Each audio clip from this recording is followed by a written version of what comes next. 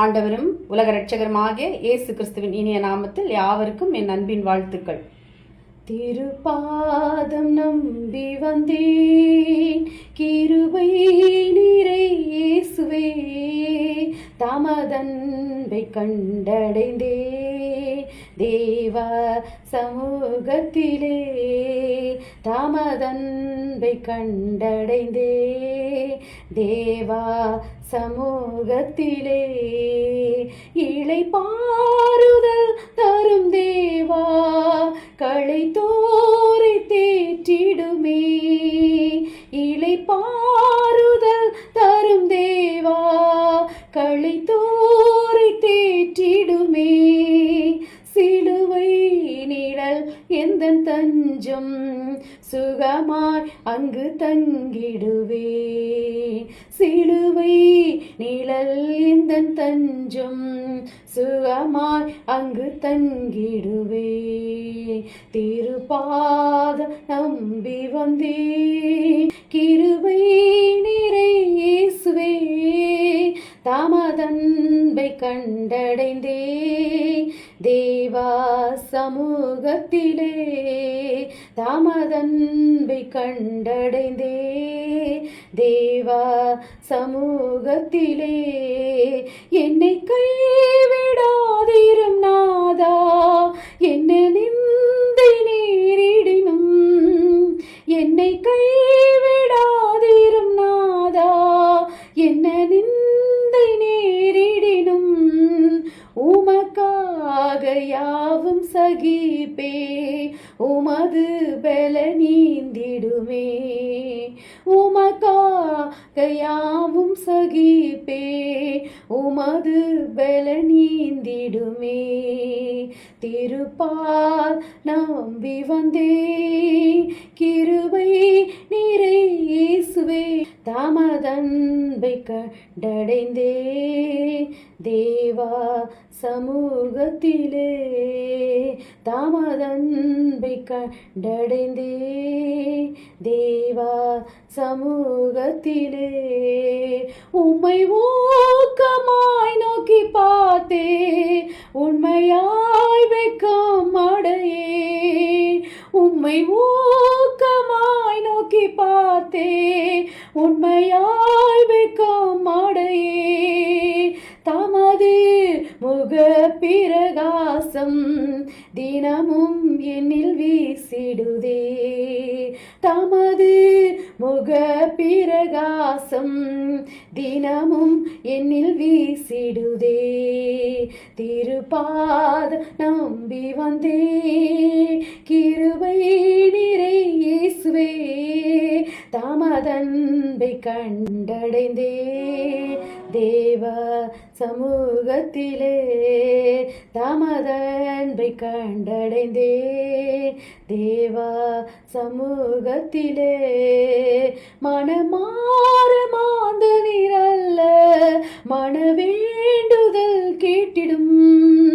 மனமாற மாந்த நீரல்ல, மன வேண்டுதல் கேட்டிடும். எனதுள்ளம் ஊன்றி ஜெபித்தே இயேசுவே, உம்மை அண்டிடுவே.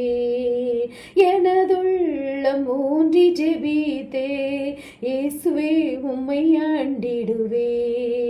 திருப்பாதம் நம்பி வந்தே, கிருபை நீரை இயேசுவே, தமதன்பை கண்டடைந்தே தேவா சமூகத்திலே, தமதன்பை கண்டடைந்தே தேவா சமூகத்திலே. உம்மை ஊக்கமாய் நோக்கி பார்த்தே, உண்மையாய் வெட்கம் அடையே. உம்மை ஊக்கமாய் நோக்கி பார்த்தே, உண்மையாய் வெட்கம் அடையே. தமது முக பிரகாசம் தினமும் என்னில் வீசிடுதே. தமது முக பிரகாசம் தினமும் என்னில் வீசிடுதே. திருப்பாதம் நம்பி வந்தேன் கிருபை நிறை இயேசுவே, தமதன்பை கண்டடைந்தே தேவா சமூகத்திலே, தமதன்பை கண்டடைந்தே தேவா சமூகத்திலே. மனமாற மாத நிரல்ல மனவேண்டுதல் கேட்டிடும், மனமாற மாத நிரல்ல மனவேண்டுதல் கேட்டிடும். எனதுள்ளம் போன்றி ஜெபித்தே இயேசுவே உம்மை ஆண்டிடுவே, எனதுள்ளம் போன்றி ஜெபித்தே இயேசுவே உம்மை ஆண்டிடுவே. திருப்பாதம் நம்பி வந்தே கிருபை நிறை இயேசுவே, தமதன்பை கண்டடைந்தே தேவா சமூகத்திலே. இளைப்பாறுதல் தரும் தேவா களைத்தோரை தேற்றிடுமே, இளைப்பாறுதல் தரும் தேவா களைத்தோரை தேற்றிடுமே. சிலுவை நிழல் இந்த தஞ்சம் சுகமாயங்கு தங்கிடுவே, சிலுவை நிழல் எந்த தஞ்சம் சுகமாயங்கு தங்கிடுவே. தீங்கு என்னை துக்கப்படுத்தாதபடிக்கு அதற்கு என்னை விலக்கி காத்திரலும் என்று வேண்டிக் கொண்டான். 1 நாளாகமம் 4:10. யாப்பேசின் இறுதி விண்ணப்பம் இது. தீங்கு என்னை சூழ்ந்து கொள்ளும் போது நான் மனசோர்வுக்கு இடம் கொடுத்து உம்மை விட்டு விலகி விடாதபடி என்னை காத்துக்கொள்ளும் என இந்த விண்ணப்பம் அமைகிறது. நாம் வாழும் இந்த உலகம் ஆபத்தானது, தீங்குகள் நிறைந்தது. எங்கு திரும்பினாலும் கொள்ளைகளும் கொலைகளும் போர் முழக்கமும் இனக்கலவரமாக காட்சியளிக்கிறது. மனிதனுடைய உயிர் மிருகத்தினுடைய உயிரை போல் வேட்டையாடப்படுகிறது. பாவங்களினால் மனிதர்களின் எரிச்சல் பொறாமையினால் தீங்குகள் ஏற்படுகின்றன. இப்படியாக தீங்குகள் நம்மை அணுகும் போது மனம் சோர்வுறுகிறது, கர்த்தரை விட்டு நம்மை தூரமாக பிரித்து விடுகிறது. இந்த விதமான சூழ்நிலைகளின் போது யாப்பேசை போன்று நாம் தேவனிடம் ஜெபிக்க வேண்டும். எலியாவை ஒரு நாள் மரண திகில் சூழ்ந்து கொண்டது. எசபேல் எலியாவை கொலை செய்ய வகை தேடினாள். இதை கேள்வியுற்ற எலியாவை சோர்வு பற்றி கொண்டது. அதன் பிரதிபலன் போதும் கர்த்தாவே என் ஆத்துமாவை எடுத்துக்கொள்ளும் என விண்ணப்பிக்கும் நிலைக்கு அவன் தள்ளப்பட்டான் என பார்க்கிறோம். 1 ராஜாக்கள் 19:1-5. ஆனால் அந்த சோர்விலிருந்து அவனுக்கு ஏற்படுவிருந்த தீங்கிலிருந்து கர்த்தர் அவனை விலக்கி காத்து கொண்டார். கோழி எப்படி தன் குஞ்சுகளை தீங்குக்கு விலக்கி காத்துக் கொள்கிறதோ அதே வண்ணமாக கர்த்தரும் தமது பிள்ளைகளை காத்து வருகிறார். பருந்து மிக உயரத்தில் வட்டமிடும் போதே கோழி தன் குஞ்சுகளுக்கு எச்சரிப்பு குரல் கொடுக்கிறது. உடனே குஞ்சுகள் தாய் கோழியின் சேட்டைகளுக்குள் வந்து அடைக்கலம் புகுந்து விடுகின்றன. நாமும் கர்த்தரின் சேட்டைகளுக்குள் அடைக்கலம் புகும்போது கர்த்தரும் நம்மை எல்லா தீங்குக்கும் விலக்கி காக்கிறவராக இருக்கிறார். எனக்கு அடைக்கலமாய் இருக்கிற உன்னதமான கர்த்தரை எனக்கு தாபரமாக கொண்டாய், ஆகையால் பொல்லாப்பு உனக்கு நேரிடாது, வாதை உன் கூடாரத்தை அணுகாது. சங்கீதம் 91:9-10 என தாவீது கூறுகிறார். அருமையான தேவ பிள்ளைகளே, நீங்களும் உங்கள் குடும்பமும் கர்த்தரின் அடைக்கலத்துக்குள் இருக்கிறீர்களா? கண்மலையாக இயேசு கிறிஸ்துவின் காயப்பட்ட தழும்புகளுக்குள் அடைக்கலம் புகுந்துள்ளீர்களா? அப்படியாயின் கர்த்தர் எல்லா தீங்குக்கும் உங்களையும் குடும்பத்தையும் விலக்கி காப்பார். தேவன் நமக்கு ஆபத்து காலத்தில் பெலனும் அடைக்கலமும் அனுகூலமான துணையுமானவர். சங்கீதம் 46:1, நீதிமொழிகள் 10:12, 1 பேதுரு 4:8. பகை விரோதங்களை எழுப்பும், அன்போ சகல பாவங்களையும் மூடும். பகைக்கிறவன் குருடன். 1 யோவான் 2:11, 9:11. தன் சகோதரனை பகைக்கிறவன் இருளிலே இருந்து இருளிலே நடக்கிறான். இருளானது அவன் கண்களை குருடனாக்குனபடினால் தான் போகும் பாதை இன்னதென்று அறியாதிருக்கிறான். பகைக்கிறவன் கொலைபாதகன். 1 யோவான் 3:15, 9:16. தன் சகோதரனை பகைக்கிற எவனும் மனுஷ கொலைபாதகனாக இருக்கிறான். மனுஷ கொலைபாதகன் எவனோ அவனுக்குள் நித்திய ஜீவன் நிலைத்திராது என்று அறிவீர்கள். பகைக்கிறவன் பொய்யன். 1 யோவான் 4:20. தேவனிடத்தில் அன்பு கூறுகிறேன் என்று ஒருவன் சொல்லியும் தன் சகோதரனை பகைத்தால் அவன் பொய்யன். லேவியராகமம் 19:17. உன் சகோதரனை உள்ளத்தில் பகையாக பிறன் மேல் பாவம் சுமராதபடிக்கு அவனை எப்படியும் கடிந்து கொள்ள வேண்டும். மத்தேயு 5:44. லூக்கா 6:27. உங்களை பகைக்கிறவர்களுக்கு நன்மை செய்யுங்கள். யோவான் 15:18-19. உலகம் உங்களை பகைத்தால் அது உங்களை பகைக்கிறதுக்கு முன்னே என்னை பகைத்தது என்று. யோவான் 15:23. கிறிஸ்துவை பகைக்கிறவன் பிதாவை பகைக்கிறான். எபேசியர் 2:16, 13, 21. பகையை சிலுவையினால் கொன்றார். மத்தேயு 10:21. என் நாமத்தினால் அதனாலே எல்லாராலும் பகைக்கப்படுவீர். லூக்கா 1:74-75. நம்மை பகைக்கிற யாவருடைய கைகளினின்றும் நம்மை ரட்சிக்கும்படிக்கு தம்முடைய தாசனாகிய தாவீதின் வம்சத்திலே நமக்கு இரட்சணிய கொம்பை ஏற்படுத்தினார். நான் அபிஷேகம் பண்ணினவர்களை நீங்கள் தொடாமலும் என்னுடைய தீர்க்கதரிசிகளுக்கு தீங்கு செய்யாமலும் இருங்கள் என்றார். 2 நாளாகமம் 16:22 வசனம் சொல்லுகிறது. அதுபோல நீங்கள் கர்த்தரால் அபிஷேகம் பண்ணப்பட்டிருந்தால் அவருடைய ஊழியம் சிறியதோ பெரியதோ எதுவாக இருந்தாலும் முழு மனதோடு செய்தால் ஒருவரும் உங்களுக்கு விரோதமாக தீங்கு செய்ய முடியாது. ஒரு ஊழியக்காரரை வீழ்த்த வேண்டும் என்றும் அவருக்கு சாபம் வந்து கைகால்கள் விளங்காமல் போக வேண்டும் என்று பல குடி சொல்லுகிற நபர்களை வரவழைத்து யாகங்களை சிலர் செய்தார்கள்.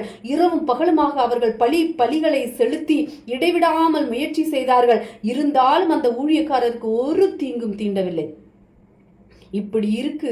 தேசத்தில் இன்னும் பலமிக்க யாகம் செய்கிறவர்களை அந்த நபர்கள் வரவழைத்து இரவும் பகலும் சுடுகாட்டுக்கு சென்று அந்த ஊழியக்காரருக்கு விரோதமாக பல மந்திரங்களை ஓதி மனித உருவில் இருக்கும் ஓடுகளை அந்த ஊழியக்காரர் என்று எண்ணி கைகள் கால்களை உடைத்தார்களானால் இன்னும் அந்த ஊழியக்காரருக்கு ஒரு தீங்கும் நேரிடவில்லை. இப்படி இருக்க அந்த நபர்கள் தேசத்தின் தலை சிறந்த மந்திரவாதிகளை அதிக பண செலவில் அழைத்து வந்து ஊழியக்காரருக்கு விரோதமாக மந்திரங்களும் யாகங்களும் செய்தார்கள். முடிவில் அவர்களுடைய முயற்சியும் தோல்வியடைந்தது.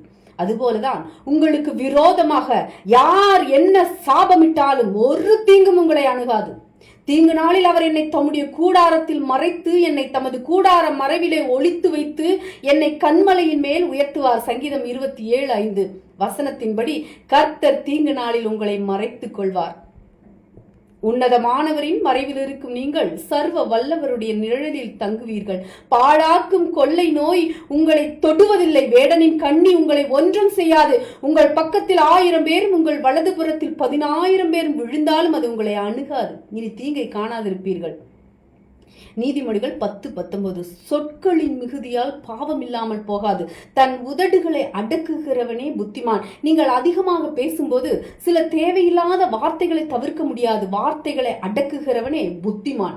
இயேசுவுக்கு என்னை முழுவதுமாய் அர்ப்பணிக்கிறேன், all to Jesus I surrender என்ற பாட்டை வாயினால் பயபக்தியுடன் பாடிவிட்டு நம் வாழ்க்கையில் உண்மையான அர்ப்பணிப்பு இல்லாவிட்டால் அது முரணானது. பிரசங்கி 5:3.